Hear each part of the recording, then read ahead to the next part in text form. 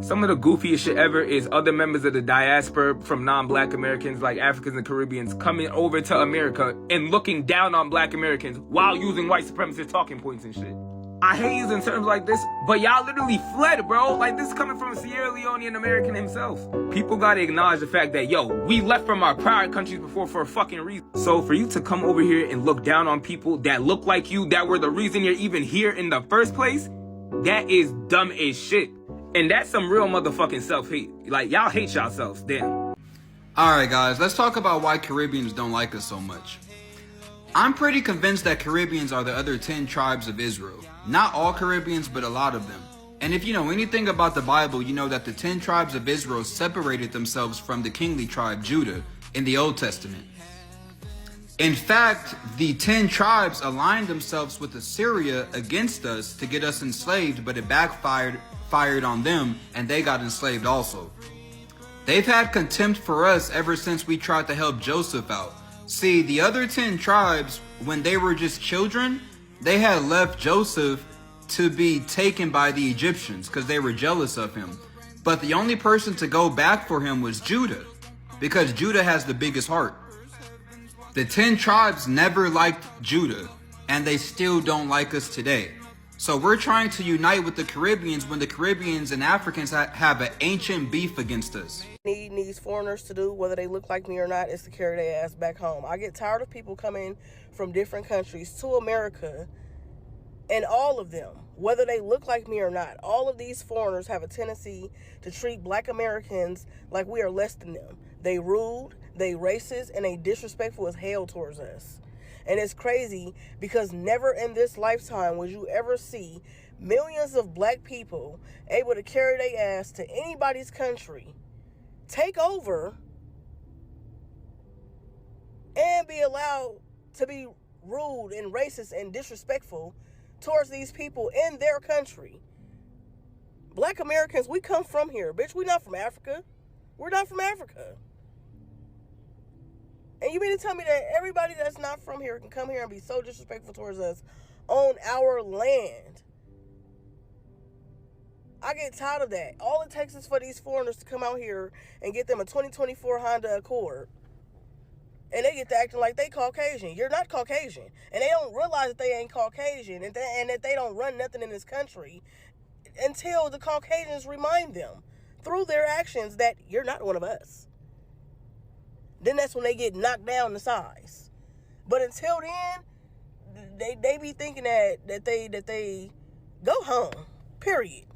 Grand rising kings and queens from Africa and across the ocean. Welcome back to my YouTube space. Now, in today's video, I'm just ranting. I'm not reacting, but it's something deep. And this is something that I've been thinking for since I started this channel. Why there is hate between some Africans and some African Americans, and yet we are all black people. So I sat down and I discovered the hate between African Americans and Africans. I'm not saying that we hate each other, but each and every time we may see ourselves fighting, quarreling, just because of some mere things, you know? And the tension is real. It's true. We have tension. We have understanding between black people. But here's the truth. This hatred isn't natural, or it didn't come from within. The tension was planted. It was planted, it was watered, and it was nurtured by a system that fears our unity as black people. And this video, I'm going to break down the system, the game, how it is, from slavery to colonization, from the media to education. And we are going to trace the roots of this division, because I want to trace these roots backing with history and everything, and to make sure at the end of this video, all of us, the Africans and African Americans and Afro-Caribbeans, the Gen Z, millennials, and everyone understand, and we try to change things how it is. So stick around. Subscribe to my YouTube channel, like and share if you haven't do that. We talk about black community like like it's one uniform group, and but the experience of Africans in Africa and Africans Americans in the US, it's very different. When you go back to our language, our history, our food, and even our music, it is not the same. That is reality. And instead of embracing the diversity, the system used this difference as a weapon. And when we are divided, we are easier to control. Yes, when black people are divided, it's very easy to control us. Our strength as black people has always been our numbers. Our strength as black people has always been, our unity. So, of course, those in power or the white power created a narrative to keep us black people or to keep us Africans and African Americans suspicious of one another. Africans are suspicious of African Americans. African Americans are suspicious of Africans. Caribbeans are suspicious of both, and it's not good. And the transatlantic slave trade, it reaped millions of Africans, and it reaped their homelands, their families, and everything. And these people, these Africans who were raped, were the engineers. They were farmers, they were priests, they were warriors, but they were stripped of their names.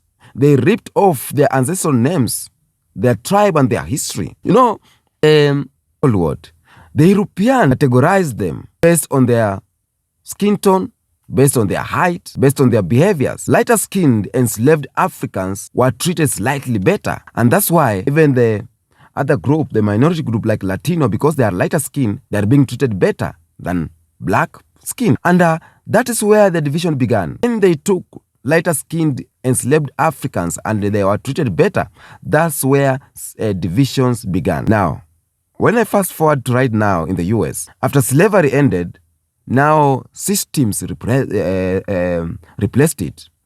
The Jim Crow law, the segregation, the black codes, and they enforced this racial division, this racial segregation, but they also erased African culture from African American identity. Children were punished in school for just speaking anything African, like there's this druma. Is it Duma or Druma? It was banned in churches. Not Druma. The drums. The drums were banned in churches. African spirituality, it was demonized. Okay. Now, when you look at Africa, colonization did the same. And please, if I'm wrong, just tell me in the comment section so that I can correct myself. But in Africa too, colonization did the same. They set up schools that taught African children or that taught European history. They told them that their ancestors were savage, then that their language was inferior, that their gods were fake. Now, this result, Africans began seeing whiteness as the standard. Africans began seeing whiteness as the real deal. And, just like that, African Americans were taught that freedom means acting white, okay? I don't know if you are together on this. So that is not coincidence. That is a strategy, divide and conquer psychological welfare. That is not coincidence. It's a strategy, divide and conquer. It's called psychological welfare. And in 20th century, there was tensions too. That's why I say I'll go back to history too, because I want to back my story with history. I don't know if I can remember well, but in 20th century, there was tension. African Americans like Marcus Garvey and Du Bois dreamed of unity with Africa. But when many African countries got independence, something strange happened. This strange thing was, instead of embracing the diaspora, some African leaders sided with the colonizers. They sided with the system. Why? Because Europe and the US offered a military support and political cover. So when African Americans looked to the continent with hope, they saw betrayal. It was pure betrayal. Even African leaders who were trying to embrace this, like Thomas Sankara, Patrice Lumumba, they were taken down. Meanwhile, African government saw African American activists as dangerous radicals. In the Cold War, Africa became a battleground between America and the Soviet Union. The CIA or FBI? The CIA backed dictators. The USSR armed rebels groups. African Americans watched this with anger because this is not what they wanted. They wanted to come back home. They wanted to unite with their brothers and sisters.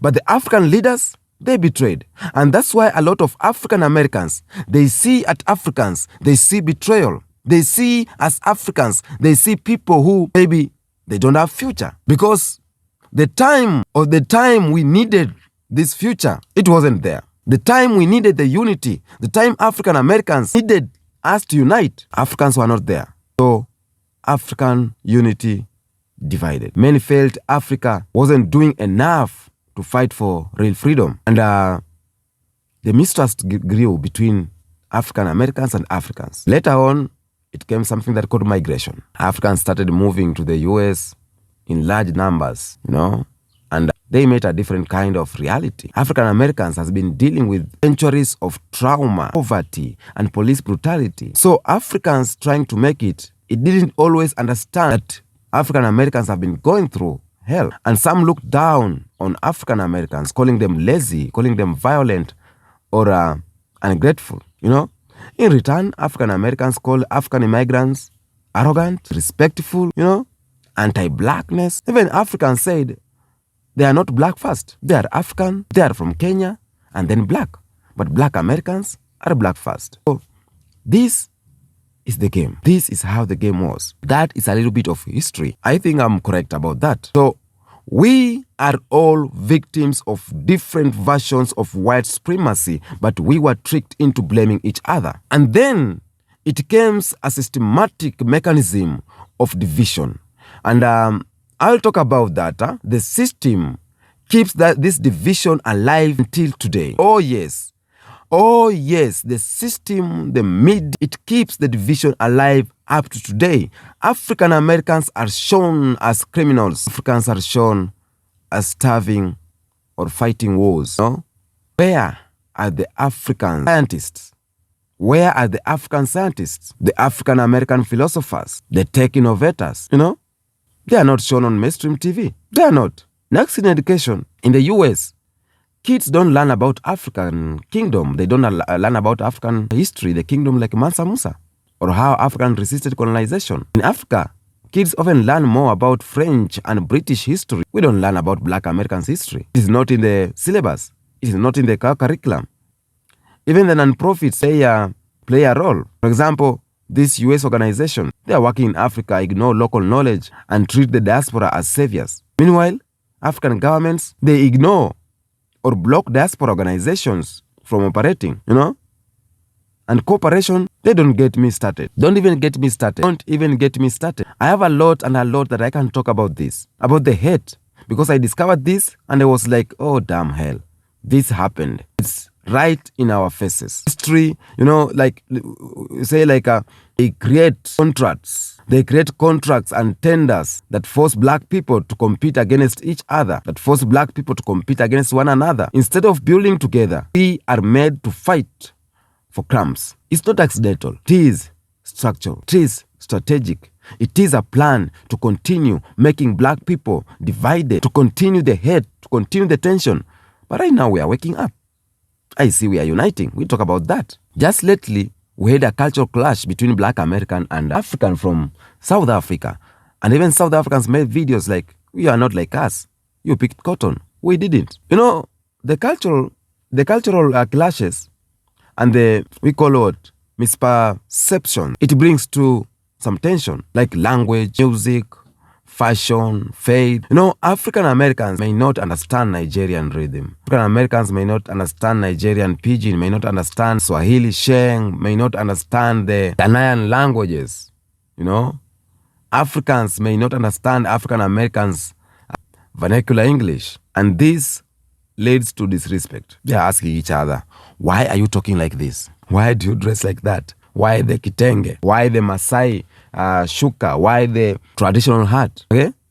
And African Americans, some might say that Africans are too traditional. And Africans might say that African Americans are too respectful. And it gets worse with religion too. African Americans worship with gospel choirs and call, all this. Africans may have Islamic practices or blend Christianity with local traditionals. So both sides sometimes say that Other is doing religion wrong. Music is another battlefield. Some Africans say US rap glorify violence. Some African Americans say Afrobeats lacks depth, But this is how the system wins, by turning culture into conflict instead of ration, And now, when you talk about what's happening in real world right now, people are fighting over accents. Social media is full of diaspora drama.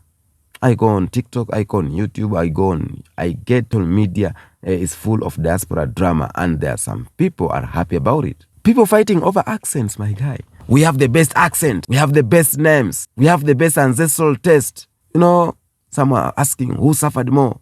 A lot is happening on social media. So in the immigration space, African Americans often feel left behind, while African immigrants, they get scholarship and visas very fast. When you go back during COVID-19, some Africans mocked African Americans for being sick and overweight. I remember that. In return, Black Americans clapped back, saying Africans have no clue about racism in America. So it is back and forth of tensions and wars. And this back and forth, it goes viral, but they also divide us even more. And the saddest part is that the white system, it watch it all and smiles. Because the more we fight, the less we build. First, what we need to do, we need to have healing and unity. We need to reclaim Pan-Africanism, not just in name, but in action. Let's create business partners, partnering across the ocean, Let's find each other's schools, buy lands, buy each other's products, support each other's art. African government must open doors to the diaspora, and Black Americans must see Africa not just as a symbol, but as a living, breathing homeland. We need to have cultural exchange. Let's host a global festival that unites Black artists, Black chefs, Black healers, Black inventors. Let's create film that tells our full history before slavery and after slavery. Academics must work together. Students must study together. Let's build schools that teach both the Kemet and the King, Chaka and Chisholm, Haile Selassie and Malcolm X.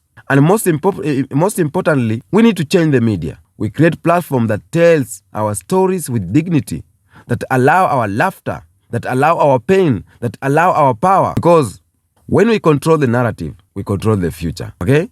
When we control the narrative as Black people, we control the future. The division wasn't born in our hearts. It was built by those who fear our unity. It was built by those who fear Black people. From slave ships to algorithms, they have tried to keep us apart for so long. We see it now, and we can't unsee it. It is time to rebuild that bridge, okay? Not just with words, but with love, respect, and shared purpose, okay? So if this video is resonated with you, drop a comment, share with the brothers and sisters you think may hear this video, okay? Until next episode, I'm out.